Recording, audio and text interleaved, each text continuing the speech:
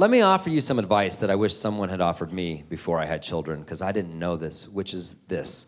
When you're traveling with your family, when you have children and you travel with said children through the airport, you can be randomly selected by TSA, who will suddenly decide to start peppering your children with questions to make sure that you are not kidnapping them. How fun's that?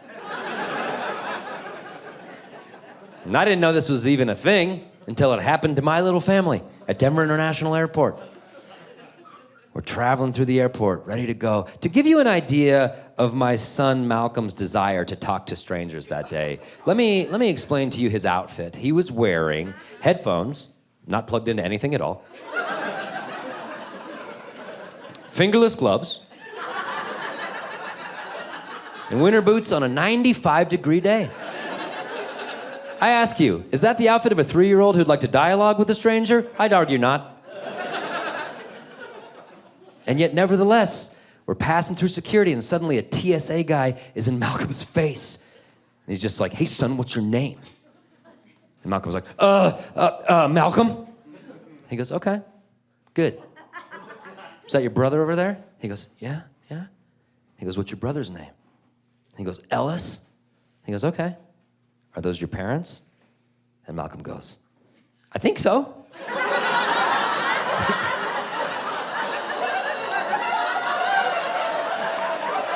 Can you think of a worse answer than I think so? No is actually a better answer. No is like, it's an uncle, it's a godparent, produce some paperwork, get to the bottom of it. But I think so. That's what they've been telling me since they took me from the campsite 4 days ago. And when I say otherwise, they hit me so very hard. So I think so. And we were like, Malcolm, tell that dude where your parents, what are you doing? Tell him, where are your parents? And the guy's like, son, I'm gonna ask you one more time, and this is very important. Are those two your parents?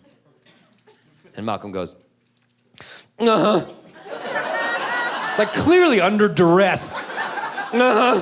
Mm-hmm. And then they just let us through because they're TSA and they're fucking inept. TSA is like, hey, what if we took the crew of a Times Square McDonald's, put them in charge of global security? What's everybody think? Good idea or not?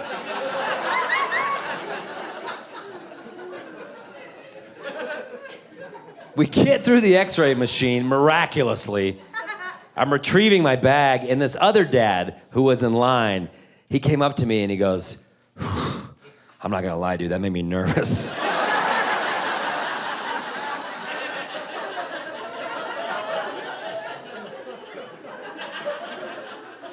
I go, made you nervous? If I don't get these two to Reno by Tuesday, I'm out $150K. That's my year, bud. That's my year.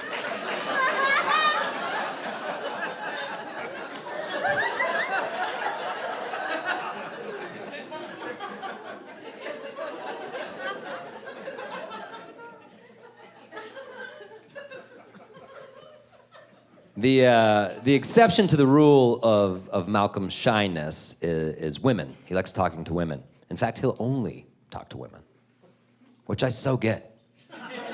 Men are the worst. If I had the option of never talking to a man again my entire life, I would take that option. But men keep talking to me, and it feels rude not to respond, so I have to engage. My son, he's under no such societal constraints. He can talk to whoever he wants to talk to, and he's decided that's only going to be women.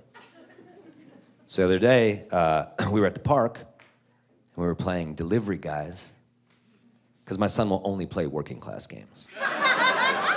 Yeah. Delivery guys, firefighters, EMTs, construction workers.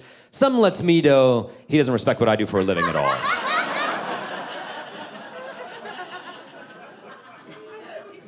So we're playing Delivery Guys. And a woman comes running through the park, right where we're playing. She's got earbuds on, she's jogging, she's minding her own business. And my son Malcolm, he just goes, hey, you! Yeah, like real delivery guy energy, you know? Just cat calls her, hey, you! And she stops and takes her earbuds out. She's like, yeah, yes? He goes, we're delivery guys. She goes, oh, yeah? He goes, yeah, my brother, my dad, me, we're delivery guys. And she goes, well, what are you delivering? And he goes, we're on break.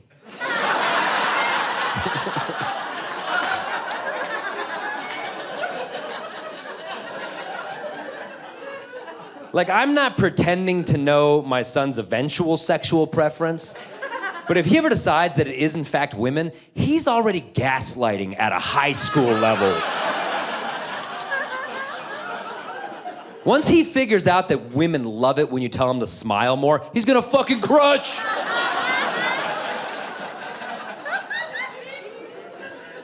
And I can feel a lot of women in the room not liking where that joke went. But I set up the joke by saying men are the worst, and then I ended the joke by giving an example of men being the worst. So I ask you, is it the joke that you don't like, or do you just hate foreshadowing?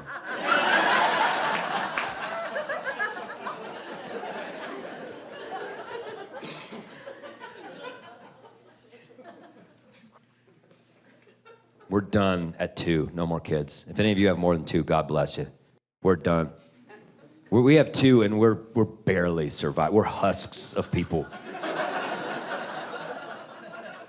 2, and we're done. My wife is very serious. She wants me to get a vasectomy. She is dead serious. She wants me to get a vasectomy. She's like, you gotta get a vasectomy. And I said, how am I gonna have a secret family if I get a vasectomy? She's like, quit fucking around. I want you to get a vasectomy. And I said, can't we just try anal first?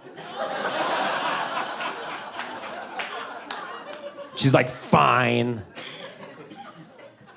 I gotta tell you guys, she's been fucking me in the butt for about 3 months, and I do not know how we didn't get here sooner! You thought I was gonna zig? I zigged! Denver with the anal sex applause break. Classing it up. Go Broncos! It's the dumbest crap. Go Broncos! I was curious about my genealogy, so I sent a saliva sample to Ancestry DNA, and I just got the results back, and it turns out that I'm part English, part Scottish, and part Jack Russell.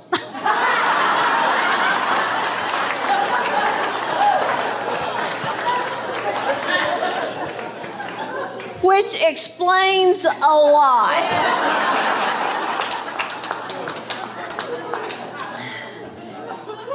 Because I love animals so much. Oh. I commented the other day that I don't know that I could have actually given birth because I can barely get through a gynecological exam. And a friend of mine goes, oh, you'd do it in a heartbeat if you'd have Cocker Spaniels.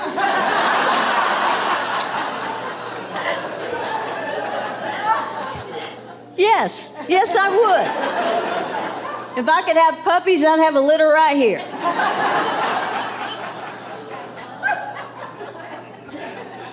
And if I see a baby anything, my milk comes in. I mean,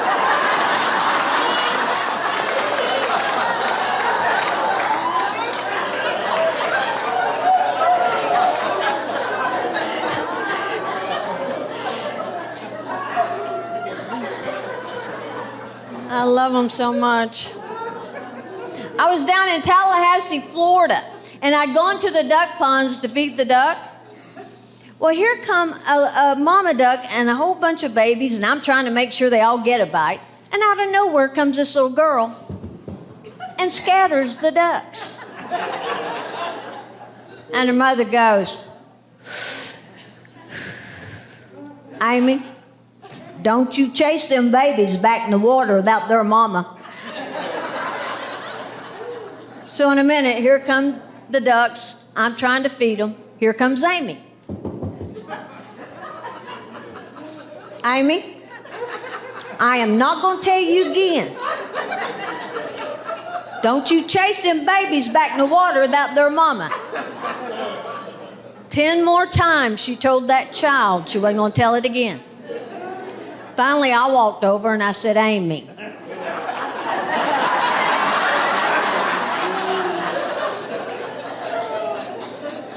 Unless you want to go in the water without your mama,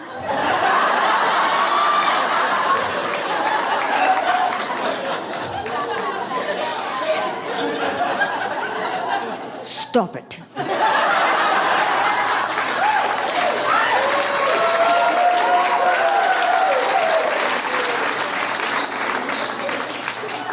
Because my mama didn't tell me she wasn't going to tell me again, then tell me 10 more times. If I didn't do what I was told, I got knocked in the head.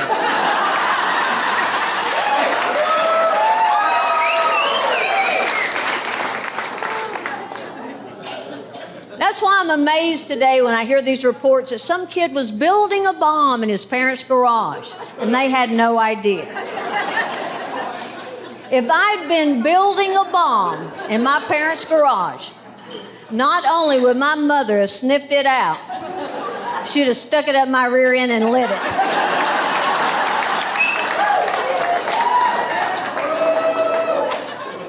And that would have put an end to the bomb building. That's how that works. But that's why I have dogs. 4 to be exact. All rescues. And the last one I rescued was a little Chihuahua. She was abandoned on the street. She walked over to me, looked at me with those big eyes and said, "Can you take me in? I'm homeless. I'm pregnant." Hey, I've made some mistakes.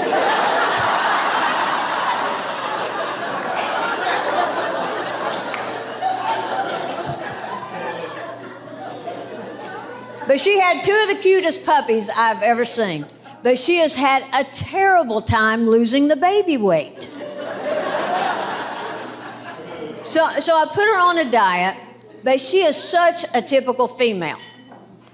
Every time I go to weigh her, she's like, "Whoa, whoa, whoa, whoa. Take this collar off."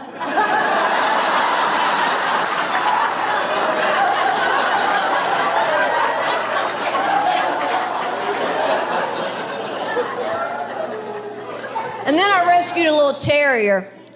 I named him Jax because he looks just like Samuel L. Jackson in Pulp Fiction.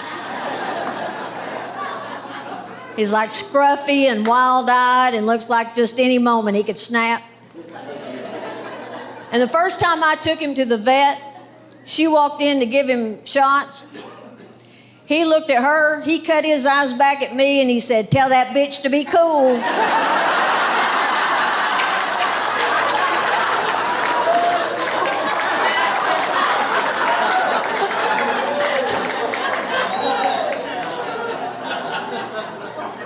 I said, "Be cool, honey bunny." And then there's Buddy. Someone called me and said that there was a 9-month-old Cocker Spaniel who needed a home because its owner had died. I know. And I did not want another dog, but I said, I can find a 9-month-old Cocker a home easy. So I went to get him. Turns out he wasn't a 9-month-old Cocker. He was a 9-year-old Cocker. And he had lived outside in a small pen for 8.5 years. And I knew he would be harder to adopt out, so, what's one more? But when it storms, all the other dogs are huddled in a corner shaking. Not Buddy, because he lived through the storms. Trees could be falling around him. Wouldn't bother. Wouldn't react. But if the microwave dings,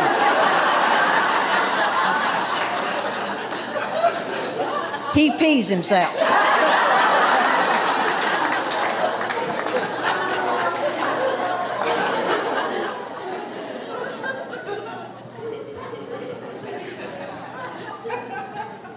And the one I've had the longest, rescued him when he was literally only days old. His mother had been hit and killed. I scooped him up, took him to the vet. The vet said he probably wouldn't make it, but I got up around the clock and I nursed him back to health, and he did make it. And my intention was once I got him healthy, was to find him a home. But once you breastfeed one, you can't give it away.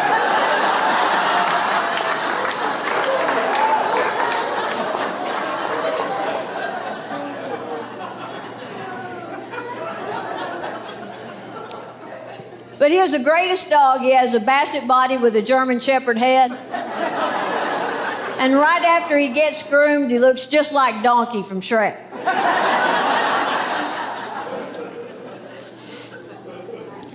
But he acts like an old man. He hates change. He's a creature of habit. One of the other dogs had to have eye surgery, and when she walked through that door with the cone on, he dove under the table and started making out his living will. If I, Trooper Myles, ever need to wear a cone, put me down.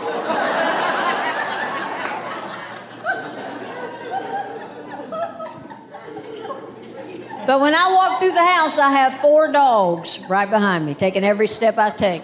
I go to the bathroom, 4 dogs. Trooper, the one I breastfed, he just lays across the threshold and stares at me like, you are the love of my life. And then have a chihuahua going, pick me up, pick me up, pick me up. And a terrier dropping a ball on my feet going, throw the ball, throw the ball, throw the ball. And that overweight Cocker Spaniel twerking up to me going, scratch my bottom, scratch my bottom.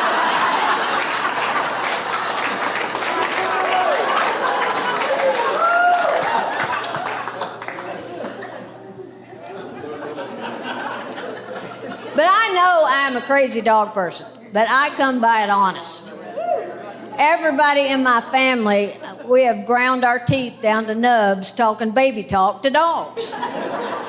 My dad, who's not a touchy-feely guy, he used to come home from work, look at us and go, hey, and then grab that dachshund and say, what the baby do?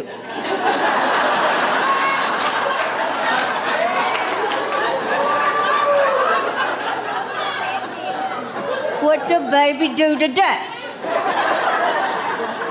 Did baby chase a squirrel? Did that baby chase a squirrel?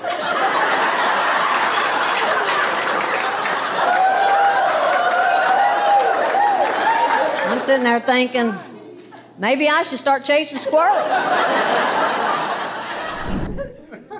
After one particular show, this is New Year's in Seattle. I'll never forget 2016. Now, I'm not a weed guy, but I remember around that time, that's when dispensaries like first hit the streets, okay? So everybody was very interested. I'm not a weed guy. I get paranoid. If it works for you, fantastic. I don't smoke. You're paranoid, it's a terrible experience. So I go into the dispensary with my friends as moral support, okay? This guy's trying to sell me. You know, and you walk into a dispensary, people weird in the dispensary. You know, people take themselves way too seriously in a weed dispensary. There was a dude working there wearing a lab coat. I was like, come on, man. Take that lab coat off. You're a drug dealer, man. Stop it. What kind of high do you want, sir? I don't want to get high. I just came here for moral support, you know. When I get high, I get paranoid. Well, I got something to fix your paranoia. He opened a drawer. I can fix your paranoia. No, you can't. If I get high, I will call the police on everybody in this room. You understand? We're going to jail tonight. I don't smoke. So, this particular night, hanging out with some comics after the show, and one of the guys looked at me. He's like, and he asked me, hey, Kortney, do you want to do some weed butter? I was like, what, weed butter? I ain't know marijuana made butter, but apparently white people have the recipe. I was like, what? You want some butter? I was like, what? And he just pulled it out of his back pocket. It was a weird thing. It was already in a saucer. He was like, hey, some butter. I was like, really? Why is it black? What is going on in there? I got some bread, and then he pulled out some King's Hawaiian rolls. Oh, man, I love King's Hawaiian rolls. I could eat King Hawaiian rolls without any butter, you know, like a duck. I could just throw it back dry. But I felt like it was disrespectful to eat all of his bread and not have some of the butter. So I was like, all right. Sure, I'll try that butter out, man. Cool. Great. So then he put the butter out there, and I took the roll and I sopped it up, and got me some edibles. About an hour and a half later, I didn't feel a thing. I was like, this is not that big of a deal. And he came back, hey man, do you want some more of that butter? Sure, I'll take some more of that butter. Oh, it's the worst decision I ever made. I didn't know the edible rules, man. I didn't know. You do one edible and you wait for the rest of your life for that to kick in. That's the rules. You don't double dip on edibles, okay? You gotta let the first one get a chance to do its damage before you double up on the next. Because if the first one finds out you did something with the second one, oh, you went behind my back? Because all of a sudden it turns into some kind of Mortal Kombat. Finish him! Come here! Boom!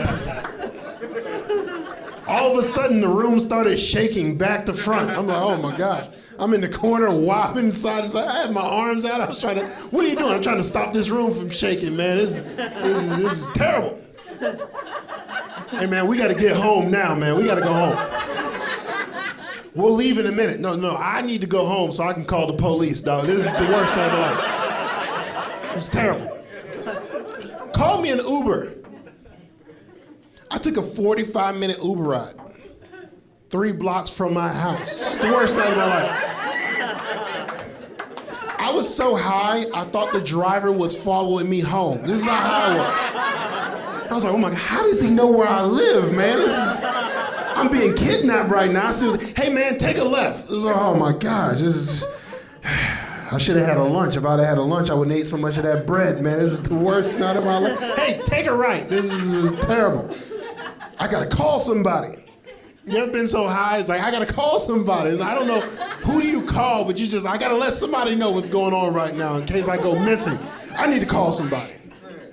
So I called my wife. I was like, hey babe, what are you up to? It's 3 o'clock in the morning. I'm sleeping. What do you think I'm up to? Oh yeah, I just wanted to make sure. What are you doing later on tonight? Yeah, I think I'm gonna need a ride to the hospital. I think this is the way this night's gonna end. Yeah, I did some edibles at the club. I don't know what's going on right now.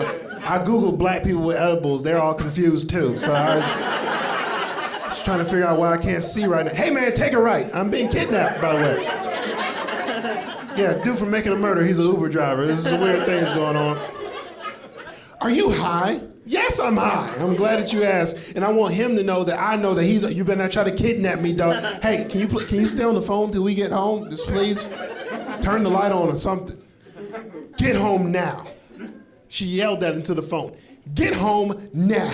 I was like, oh, okay, all right, I got it. I turned to the driver. I was like, hey man, we got to get home.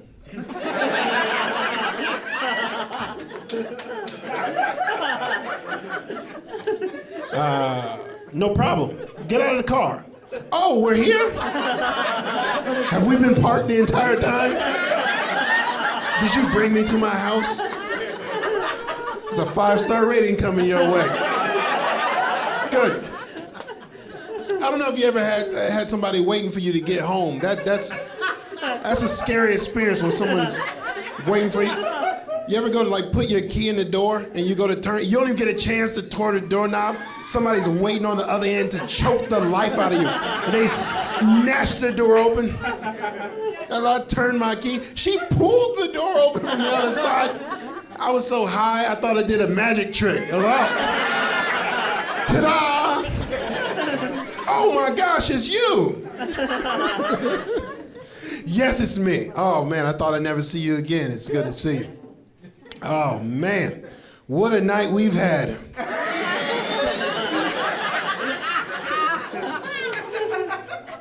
I cannot believe you did this. She blamed it on me. I cannot believe you did this. What kind of example are you? Can't believe you did this. Disgusting. Where's your shirt, by the way? Oh, my shirt. I'm glad you asked. I traded in for this coat. You know what I mean? There was trading shirts for coats out there. I was like, oh, my lucky day, I got a shirt on me. So I just traded my shirt for a coat. This worked out great. That is your coat. Oh, gosh, where's my shirt? Somebody stole my shirt, man. It was that Uber driver. I told you, Stephen Avery. He has my shirt. Well, this is awkward. I'm gonna need you to give me that ride to the hospital. Yeah, I'm about to die in 15 minutes. I'm pretty convinced. I need to get there before rigor mortis set in. I gotta have some witnesses or something.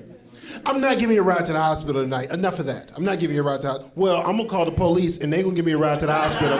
Somebody's giving me a ride to the hospital tonight. That's the way it's working, okay? I'm not giving you a ride to the hospital. What are you gonna tell them when you get to the hospital? I'm high.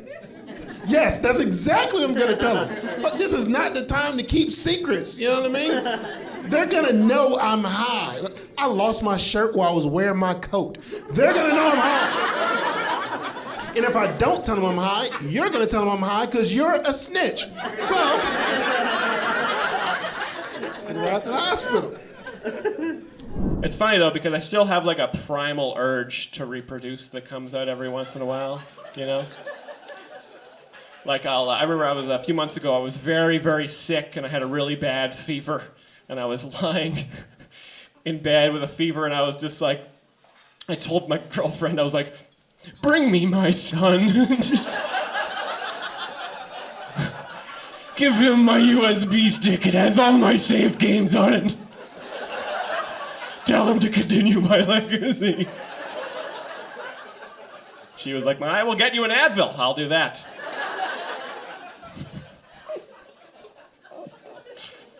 I mean, it's a lot. You know, a kid is a huge decision to make. It's a lot of financial and emotional resources to spend, and you never know how the kid's going to turn out. It's kind of a huge gamble. Imagine spending all this money and time raising a kid, and they just grow up to be a comedian. Like, my God,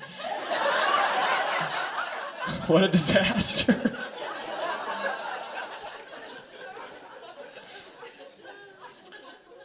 I'm very lucky. I have a very lovely partner that I live with in Vancouver. Partner is a very millennial term. We invented that term. We can take that for ourselves. The millennials, we invented partner, and I love it. I love the term partner. I remember when I was in high school, I thought it would be really nice to have a girlfriend. And then when I graduated and saw how expensive everything was, I was like, I need a partner. I definitely need a partner for this.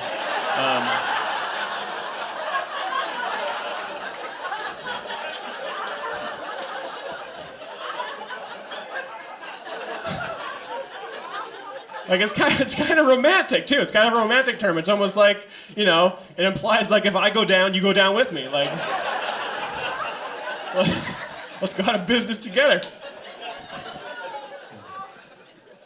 But yeah, I have a very lovely partner. She's very nice. And we took a long time to, you know, get together. It was like a long process before we eventually committed to a relationship. And I think that is a smart, cautious way to go. You know, relationships are very scary. I think they should be approached in the same way you would approach exploring an unexplored cave. You know, you have to have the same system. You want to have like a constant contact with your friend group on the outside, and like you want to tie a rope around your waist and give it to all your best buds, and you just like slowly lower yourself into the relationship, maintaining constant contact with the surface. You know, you just sort of start going into the cave, and you're like, what do you guys think of her? And they're like, dude, she's so cool. You should go another couple hundred feet in. You guys are awesome together.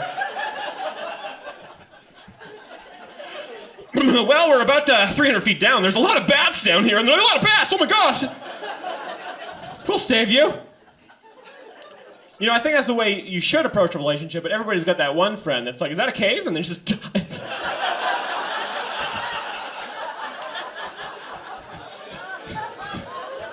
You don't hear from them for 8 years?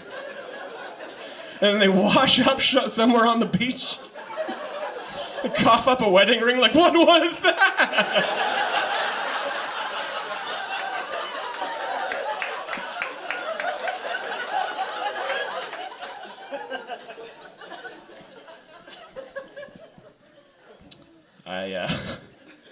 I have many jobs. I work at a museum in Vancouver as well. That's very interesting, working at a museum. I work at the front desk. It's a very don't care job. It's amazing. I don't have to do anything there. I finished the whole internet last week. I got to the very bottom of the whole thing.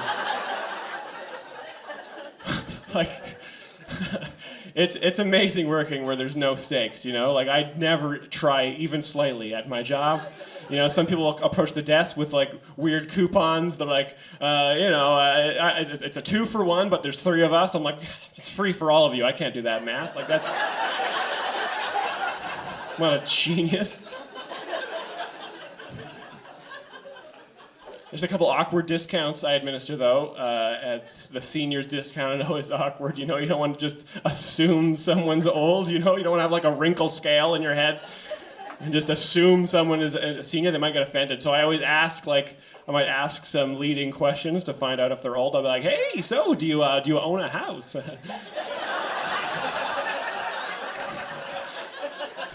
And when they're like, oh, wow, I do actually, I'm like, well, it's also cheaper for you today as well. Wow, pretty great.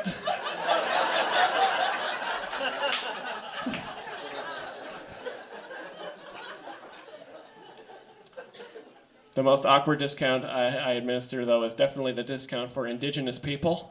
They do not pay to go into the museum, but they don't advertise this at the front desk. So I'm stuck in a situation where I want to make sure Indigenous people don't pay to go in, but I also don't want to ask what race people are at the front desk. Because I look like I would do that. And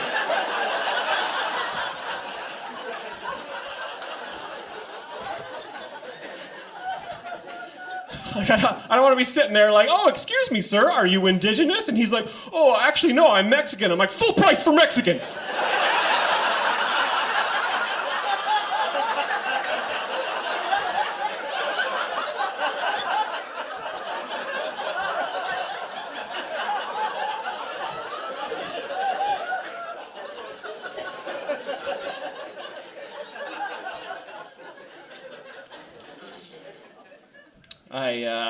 I did my degree in music, ladies and gentlemen. Yeah, sure, yeah. Oh, yeah, I will be poor forever.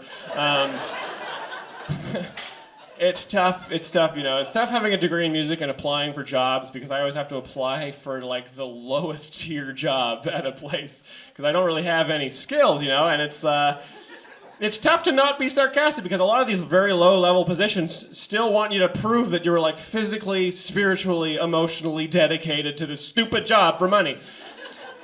And it can be very tough for me. I'll be sitting in an interview, and they're like, so, Myles, why do you want to work here? And I'm like, well, you know, in my 4th year of music school, I was listening to the late Beethoven string quartets, and I was so deeply moved by the music that I realized my true calling in life is shipping and receiving, so... Yes, I am forklift certified. I do teach piano lessons as well. If you're interested, please let me know. And it's interesting teaching lots of different kids. I teach a lot of rich kids piano, and it's funny, you know, I can spot a rich kid from so far away. It's just crazy, because you just notice they look so healthy, like it's crazy. How healthy rich kids are. Like, their hair is so full of vitamins and minerals. Like, I wouldn't eat one, but I would, like... But maybe, like, one bite.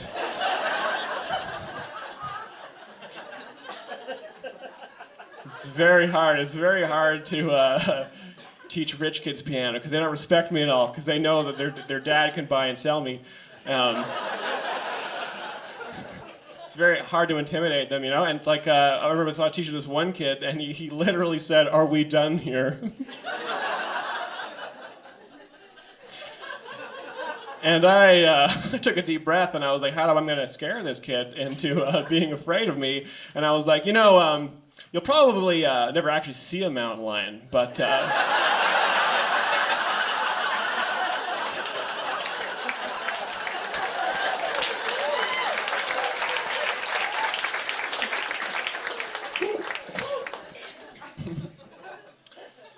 another kind of kid I teach. Public school kids can be very difficult to teach because they don't have any attention span. They've been they're not easy to scare either because they've been in Gen Pop for so long.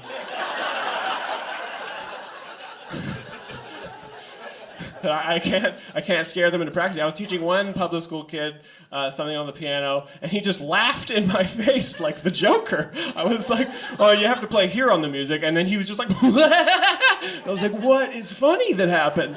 And he was like, "Oh, nothing. I was just thinking about a YouTube video from earlier today." I was like, "You're watching YouTube right now in your brain? Can you put some piano lessons in there?" My favorite kids to teach, though, for sure, are homeschooled kids. It's just an absolute delight to teach homeschooled kids. They're very easy to intimidate.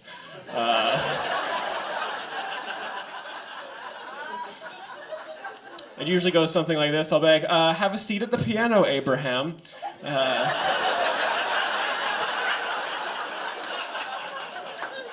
Bless you and your waist-long hair. Now, I noticed you didn't practice last week, and if you don't practice this week, I'm gonna vaccinate you.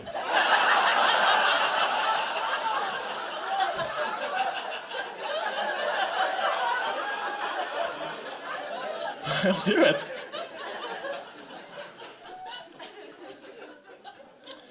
I went to music school mostly because it was almost entirely paid for by the government, not because I'm so good at the piano, it's because I am medically stupid. I'm actually so dumb, the government just paid for everything. It's incredible. It was a strange journey to get this. I was at a harmony class, like a music theory exam, and I did really badly on the test, and in the hallway, a bassoon professor approached me, and they were like, "Myles, have you ever had your brain looked at?" And that's a real low point in your life when a bassoon professor is like, "You might be insane." And I was like, "No." And then she was like, "Well, if they find you, you have some disabilities, you might be eligible for grant money." And I was like, "I am scheduling an appointment right now, actually, as we speak." So I had an appointment with a neuropsychologist, and they did a 9-hour neuropsychological examination of me. And they asked me all sorts of bizarre questions. He was like, what are you most afraid of in life? And I was like, mountain lions for sure.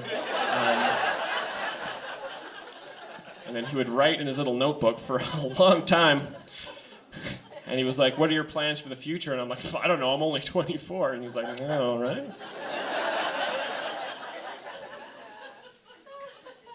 And I had this whole exam. At the end of the exam, I got the results back, and he had them in a big, thick file.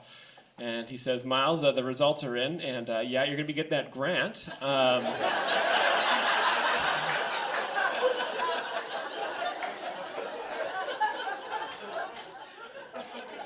Also, you may have an IQ as low as 86. How do you feel about this?" And I was like, "Out of 100?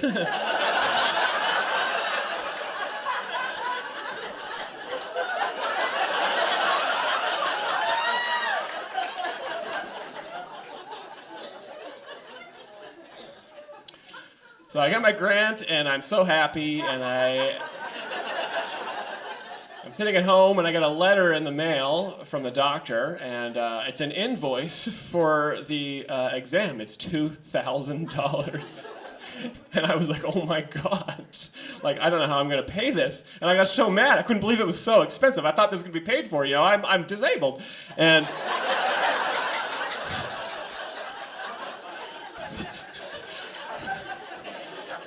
I'm pacing around inside my grandma's house thinking about what the hell's going on. I began to question if this guy's a real doctor, that took a real brain exam, because I'm thinking, halfway through this exam, this guy should have been thinking to himself, "There's no way Myles has $2,000.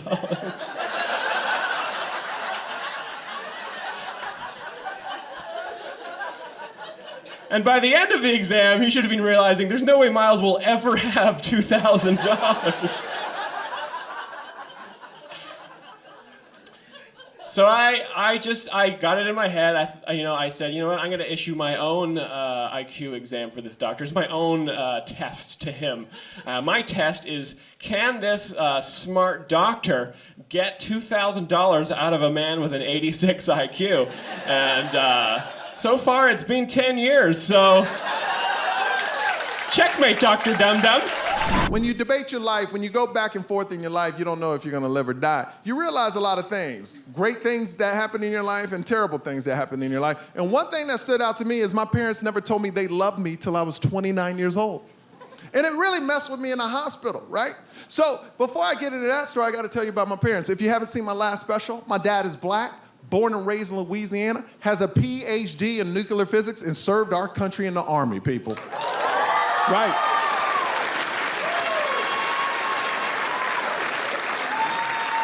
Now, in the last special, he was 75. Now he's 78, and he hasn't changed. He's still black and has swag. He still walks around the house like this, you know what I mean?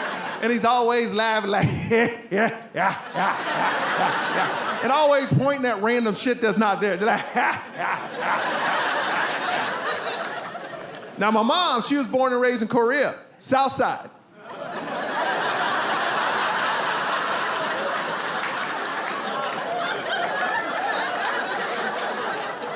Now we know who doesn't watch the news in his room. I said it in my last special, Blasian. It's tough having an Asian mom because if they think it, they say it, they have no filter. My mom just turned 70 and now all bets are off. She does not care. I never thought my mom could be worse. My mom won't even say people's names to me anymore because she would rather describe them to me. She calls me the other day and goes, you know what? I like your friend, he nice. I go, which one? She goes, fat boy, small feet. But I knew exactly who she was talking about. Because with my mom will say things that make you mad. She will say things that make you want to fight. But my mom really feels that she can say anything to anybody. Because it's a truth. Oh, you don't like truth? Why you mad? It's a truth. Do I lie? Do I lie?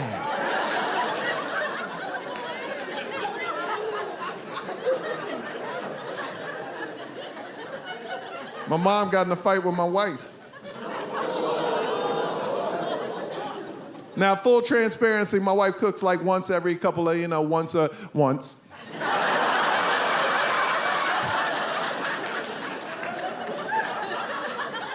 So my mom walks into our new house and goes, oh, what a beautiful kitchen for no cooking.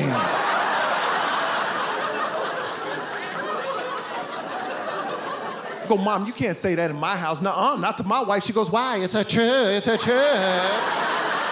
You don't like truth? And then to me and my wife, she goes, do I lie? Do I lie? I look at my dad for help. He's like, walk away, son, walk away.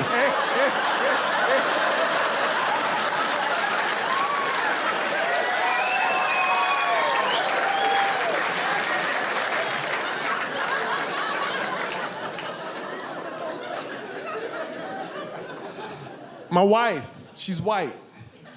Whoa, it got quiet, okay.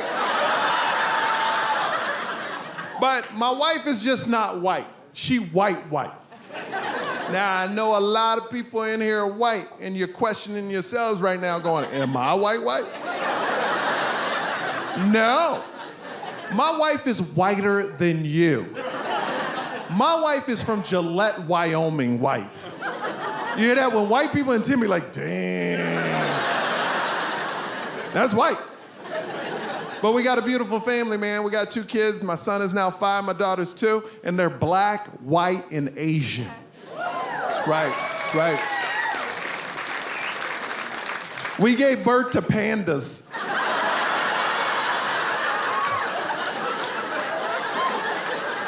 We call them Ling Ling and Sing Sing.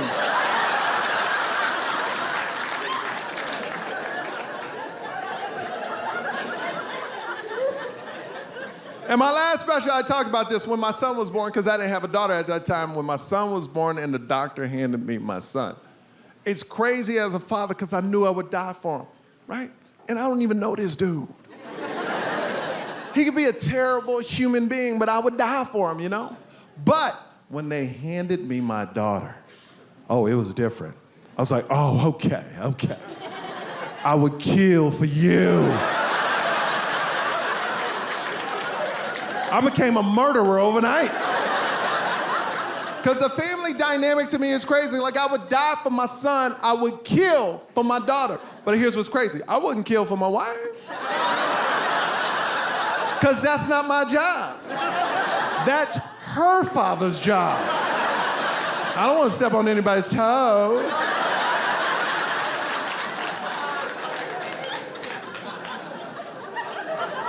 Because I love both of my kids the same. But the love is in different directions. My son, I want him to be able to take care of himself, be strong. But I know for the rest of my life, I'm going to protect my daughter. 100%. And what's the biggest threat to women? Look at that. Men. So now I hate all men. I became a lesbian activist overnight. / murderer. I'm Ellen DeGeneres with a gun. Because every man's a threat to my daughter. Every single man eventually will be a threat to my daughter. I hate my son. Sometimes I hate my son. Why? Because he's a threat to my daughter. We all have baby cams and watching my kids play. My daughter's playing with her little toy. My son walks over and grabs the toy from her. I get so angry, but then my daughter grabs it back and I'm like, yeah, that's my baby girl. Right? Don't take no man's crap. But then my son looks around to see if anybody's watching. Starts backing up where she is, and he hits her with his butt. And she falls to the ground and starts crying. I get so angry inside. I'm so mad. I want to fuck this little dude up, right? But I can't. He's only 5, and it's not a fair fight. It's not a fair fight. All I can do is scream and like, hey, you better stop that. And he runs off. But my daughter could hit my son with a brick in the face. I'd be like, hey, girl, good job, good job.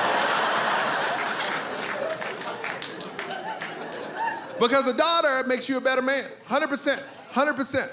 It makes you more empathetic, you care about people, you get sensitive. I cry all the time now. All the time. I don't even know why. My wife looks at me in disgust I cry so much. She's like, why are you crying? I'm like, I don't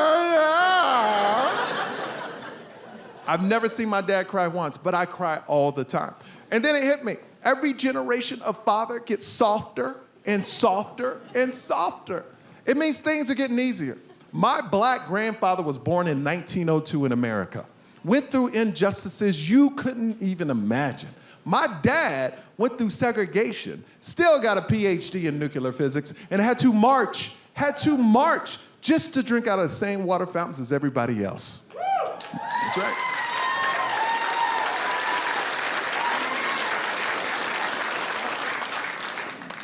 Me? I would never drink out of a fountain. That shit's disgusting.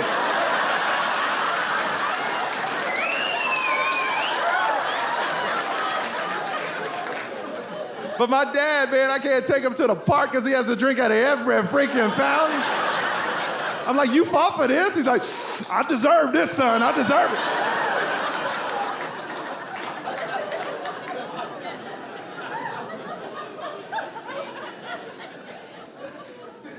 I tell you, man. I'm going on 6 years of marriage, man. My parents, though, they just celebrated 48 years of marriage. That's something to clap about. So I asked my dad, I said, hey man, you've been married 48 years. How'd you do it? How do you stay married that long? My dad looks at me and goes, that's simple, son. Never say the first or second thing that pops into your head.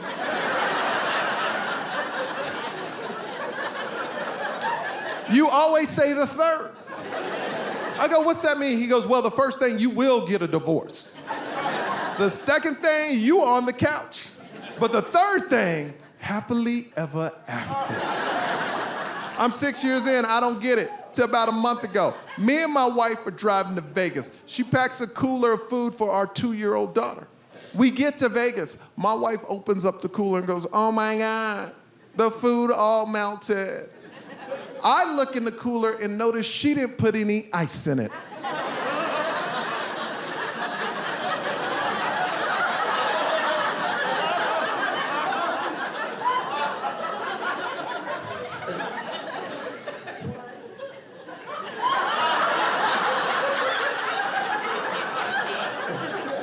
You.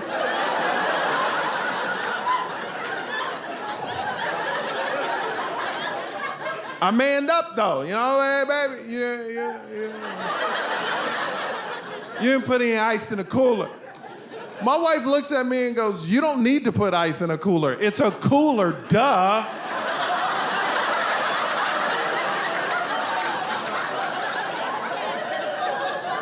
Now, the first thing I thought was, that's the dumbest shit I ever heard in my life. But I didn't say the first thing, I didn't say the second thing, I said the third thing. I said, "Baby, I can't believe this cooler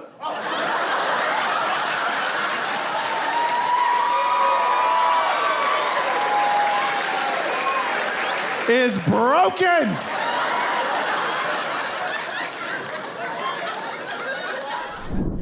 You could be any witness that you want to be. I started doing comedy in Ohio when I first started.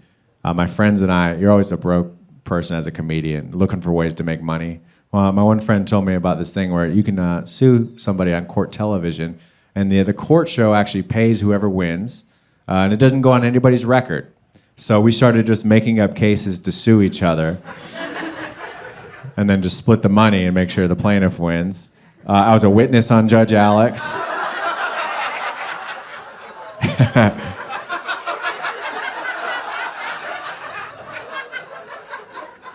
My team won, and I'm glad we won because I needed the money at the time. Man, I'm just glad we got this money. I needed the money so bad. I'm broke. I have like 3 frozen hamburgers at home. I can't afford to buy toothpaste.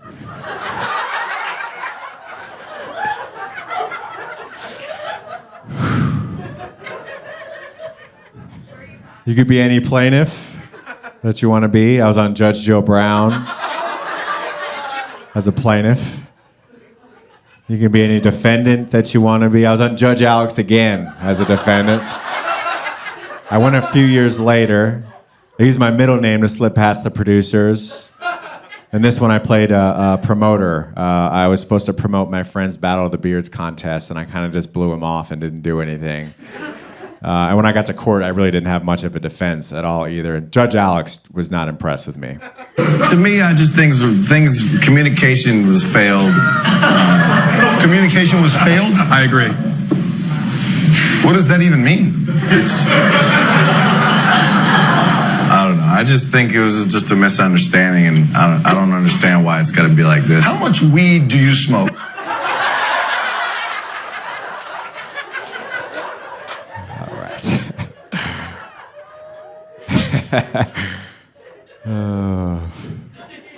You could be any journalist that you want to be.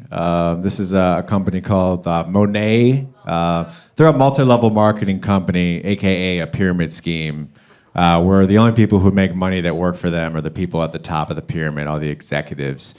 Everyone else just ends up wasting a bunch of time or losing money, actually. In addition to being one of these companies, they're also been known for making people lose their hair. Yeah, they have like skin products that were making people lose their hair. So I emailed them and pretended to be a reporter from a newspaper I made up called the Colorado Times. Signed, my name is Jackie Jones. I emailed them a meme I made of their CEO. I photoshopped him bald and said, "If you like the Vin Diesel look, you should try our hair products because they'll make you bald." They wrote back and said, "It's absolutely, unequivocally not from their CEO." So I said, "Okay, we'll make note that he didn't say anything about Vin Diesel. However, we do have something Vin Diesel said about him." And I said, "We can share that with you too before we run our story." They're like, "Yes, we absolutely want to see that story and quote before you run it." So I was like, "Okay, yes, this is directly from Vin's reps. I've relied on Monat to keep me bald for years."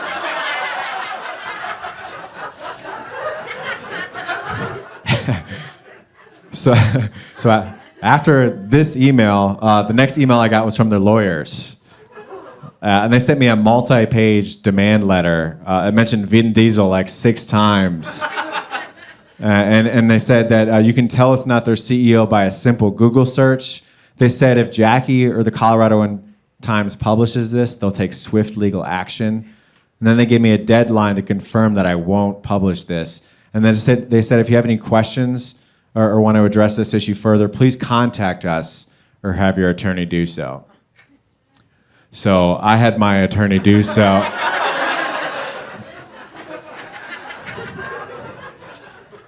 I wrote them and said, on January 28th, 2021, you threatened to take swift legal action. I'm reaching out to inform you that if you take any legal action against Jackie or the Colorado Times, even just a tiny hair of legal action, I'll respond by photoshopping every Monad executive bald. These photos will be posted on the internet and made easily accessible by a simple Google search. In addition, I'll get in touch with every bald celebrity to ask them if they'd be interested in promoting Monad, and that list includes, but is not limited to, Pitbull, Charles Barkley, Samuel L. Jackson, Dwayne "The Rock" Johnson, Larry David, Seal, Terry Crews, and the Dalai Lama. You have until Friday, January 29th, 2021 at 8:59 a.m. Mountain Standard Time to read this email. That time has already passed.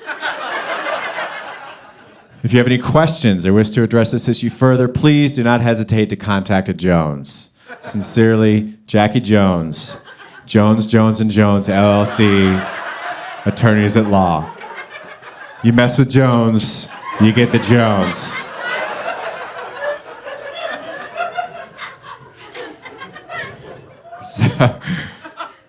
So I shared this online, and someone saw it, I guess, and then they sent me a link to a Zoom party that all of the executives, all the people at the top of the pyramid at Monad were having together. So I joined as Trey Angle, and it got a little awkward in there. And I see one face I don't recognize. Who is Mr. Angle? Hey, I'm Trey.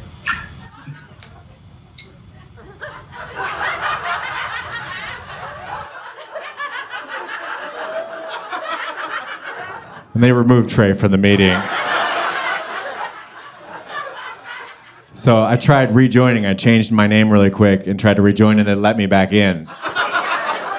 So I was able to say, You mess with the Jones, you get the Jones.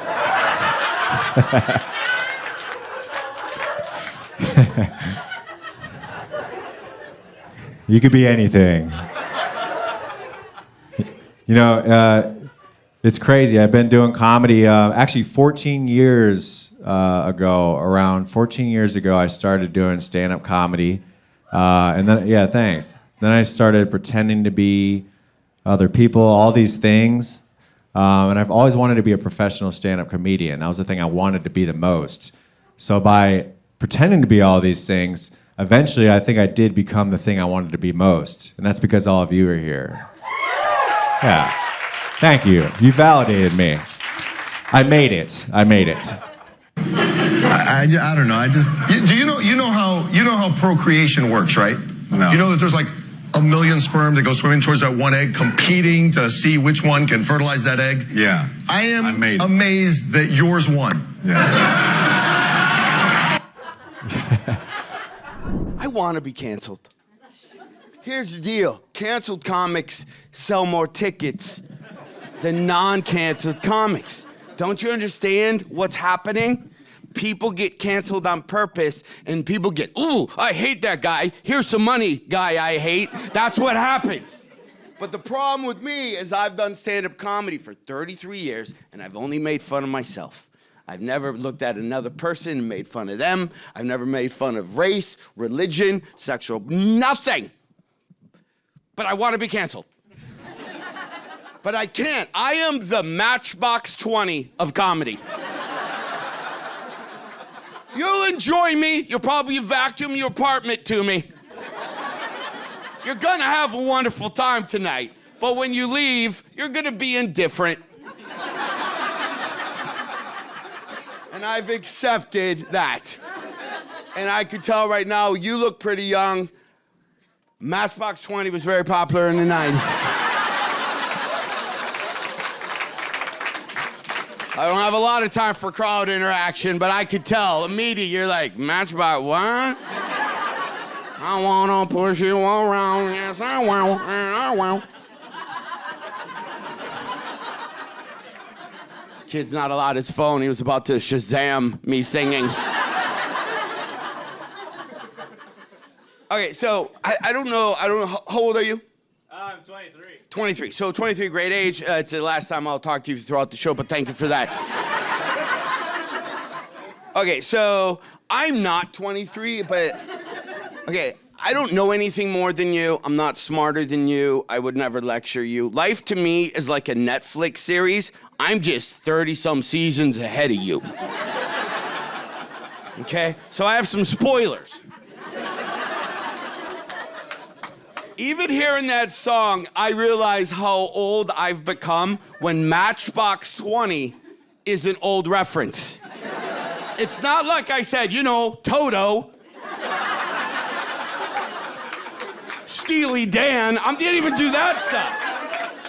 I literally went Matchbox 20 thinking that was still a hip reference. So, listen, usually I look way more youthful and not tired, but here's what happened. I was staying at the hotel. I got in last night to be, so I could get a little bit of sleep. But there's some type of travel youth sports staying at my hotel. I have a theory. Travel youth sports is a front for parents who want to swing. Saying it right now. I don't have a way to end that joke, but I think listen, you're being an asshole if just because you want to hook up, you make your kid run around with a lacrosse stick. I just say. I was all worried about this special because I still have COVID weight. It's still a thing. You guys remember COVID? Okay, this thing happened. Like, you don't know. Like, every city you go to, or state you go to, everybody has different, like, experiences. Like, some states didn't even know. They're like, what? What happened? Right? It doesn't feel like, even when I say COVID, it's weird because you don't automatically think a year and a half ago or 2 years ago. Everyone's perception is so off. Remember, like, Tiger King? Doesn't that feel like that was on in 1992? Right? Doesn't it feel like, yo, no, I came home, I watched Tiger King, The Grind, and Real World Season 3. True story. Sorry, right?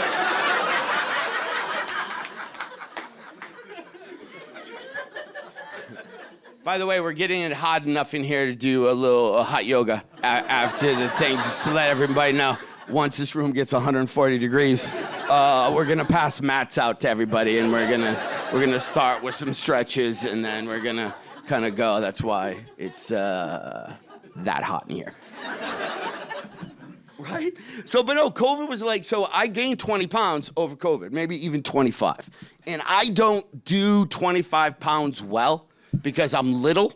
Like, this should show you just how little I am. When I was in high school, I wrestled varsity at 105 pounds. Show you what a monster I was, right?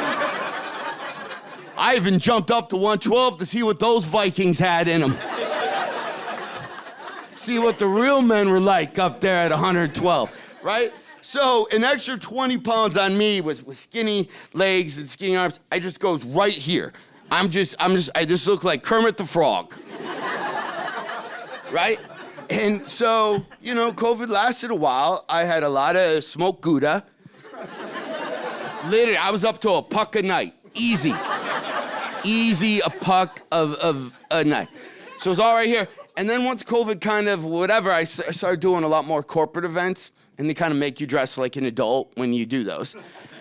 So I put on this like suit jacket, and I buttoned it, and it was tailored to pre-COVID John, right? So it stuck out like this. I'm like, I don't know how I'm gonna do my show. I'm gonna like suck it in, go like this, and just get on stage and try to do my whole show in one breath. Just, what's up, everybody? Right? So I decided to buy these things, and I didn't know what they are. I just saw them just online. I was like, this is interesting. I'm not wearing one tonight. This is regular cotton. But I bought these things. You look at me as if you know what I bought. I bought this shirt, these things called Spanx. Okay. If you don't know what Spanx are, it's an undershirt that pushes your boobs up, pulls them back, pushes your shoulders back, gets your side fat in a little, pushes in your paunch, and does something with your back fat. I don't know exactly. Does a lot of work right there, right? So, but they almost feel like a wetsuit material. If you ever go scuba diving or anything like that, it's this rubbery type of rash guard. So I knew I was in trouble because I was like having a hard time like getting my head through the hole. And then I stuck one hand through this, and then I stuck my other hand through like this, and then I'm like, I'm stuck. Like, I'm so stuck. And my hands were like, I couldn't even reach it. So I'm like, the last time I've been in this position, I think I was being born. It was weird. And then I'm like, well, if I go, I can come out backwards and go breach. Right? I guess I could do that. And then I finally somehow got the strength to come through like that, which was weird. And then I grabbed the shirt and I pulled it all the way down, okay? And then when I would let go of it, it would go. You know, like those blinds where you go. It literally just kept bouncing back up. But at the same time it would bounce back up, it felt like my stomach pushed out even more. So then I'm just looking, it looks like I have like a white halter top on, and then my big gut sticking out. I felt like getting some cut-off jeans and just this cigarette walk around. You don't tell me what to do with my baby. You don't tell me what you get off my property. And then I was like, I thought, man, you ever just think you're gonna like have money for a second, just for whatever reason, and then it goes away? Like you just, for a second, oh my gosh, everybody, I thought I was gonna be like a millionaire, trillionaire. Cause I'm like, you know what they need to do? They need to put a snap here.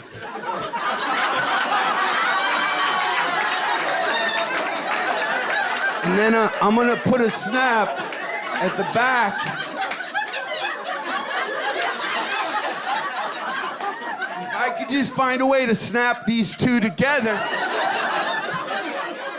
I'm gonna be I was like, oh man.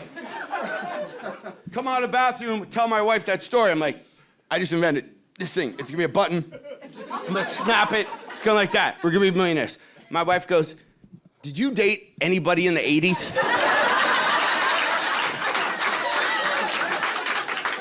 I'm like, I mean, once I was a 112 pounder.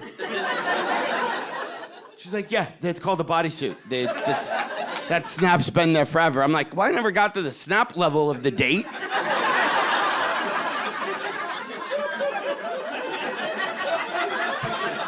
I don't know. Something about just having a bodysuit. I just, Steel Town girl on a Saturday night. She's a maniac, man. That was Flashdance. And that was a documentary about welding. If you ever want to just feel what it feels like to be a welder and be torn with a life decision. Yeah, I can't believe I gained, and then when I pulled the shirt down, it eventually worked, but then my stomach stuck out even more, right? So then I started, thunking it. Percussion, whatever the technical term is, percussing. I'm like, thunk, thunk, thunk, thunk. And I thought if I hit it, too much, like that, it would, remember, those cinnamon rolls your mom would make where she'd tear it off and go, right? Then I thought all my side fat would come out, and then the cream cheese frosting would just pop out. I'm like, oh, man. I'm just gonna go with the gut. That seems easier. But it was weird, like when COVID was still going on, there were some states were wide open still, and you had to go work them and perform at them to make money, right? And every state was different, so there's kind of like the COVID run type of states. And this was back when I had a lot of friends that leaned into not getting vaccinated. Their whole thing was, I'm not getting vaxxed. Right, big famous comics were like, I'm not getting vaxxed. You don't even know what's in those shots. Go get your shots, sheep. You don't even know what the government's putting in there. And I just look at someone going, I've seen you do shitty coke in bathroom stalls. I think it's kind of funny. I'll go to CVS and give whatever shot they want to give me, because you know what I'm not worried about that's in that shot? Fentanyl. So... load me up every time. Matter of fact, a couple days ago, I just had my shingle shot.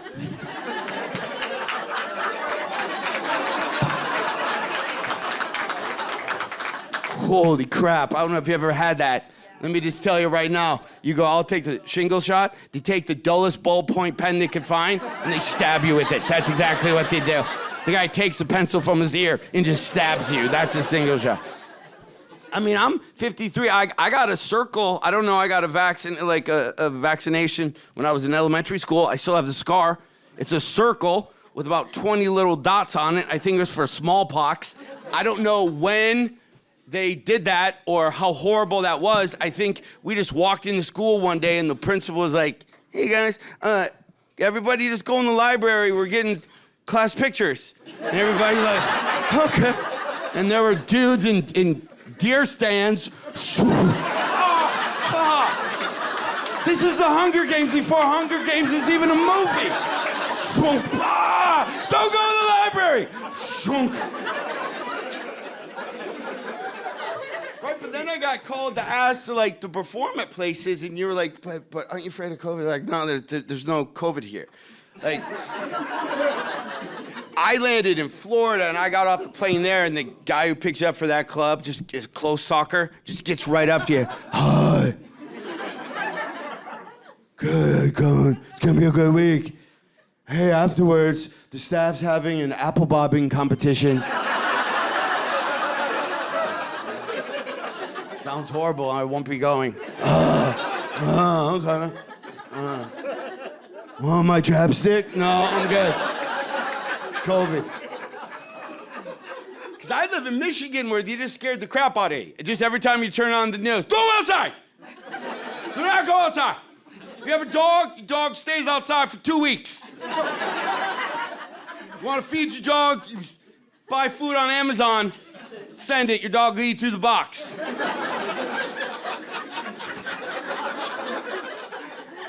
Don't FaceTime your grandma, or everyone on your data plan's dead. And then 3 of their friends are dead. After that, it's like a pyramid scheme. Everybody's dead.